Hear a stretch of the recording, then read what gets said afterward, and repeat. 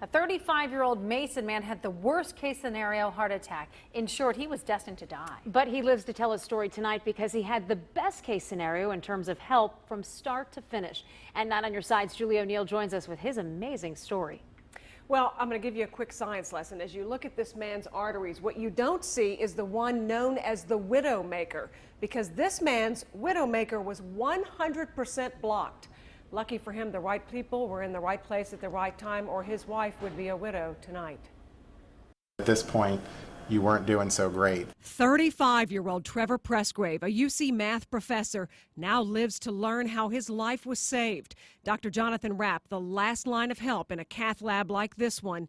But it all started here on an April morning at the Reed Academy of Martial Arts in Blue Ash. Typical symptoms of chest tightness or an elephant sitting on my chest, or severe shortness of breath and sweating. That was not here. Presgrave had a little shoulder pain at kickboxing class. I remember getting briefly dizzy, and then I woke up in the hospital. Presgrave went down. An off-duty EMT warming up for the next class started immediate CPR, and within 4 minutes, Captain Ivan Keene was on scene. It was ventricular fibrillation, and that's not a survivable rhythm. That's when Christ Hospital cardiologist James Kong walked in for class. Nothing really prepares you to see a friend, somebody you know, in that situation. Kong went with Presgrave to Jewish Hospital to assist the attending cardiologist, Dr. Rapp. Tell me how often it happens that you've got cardiologists from different hospitals that just happen to be in the same place at the same time conferring.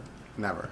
To his credit, Dr. Rapp, he took advantage of the fact that there was another resource here. Presgrave was declining. His most important artery, the widowmaker, totally blocked. A balloon pump and other measures still didn't help.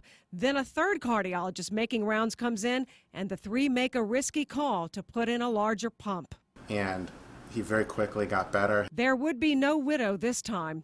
Presgrave now making plans for his second anniversary. The whole reason I agreed to do this story was because it's not really my story, it's the story of all the people that did the right things. It was a real remarkable story of surviving a really big, massive heart attack.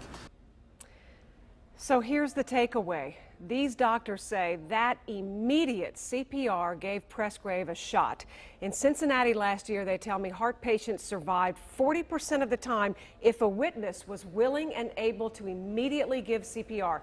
In cases where no witnesses were willing or able, the survival rate was 4%. Wow. Now think about learning CPR if you don't already. I did.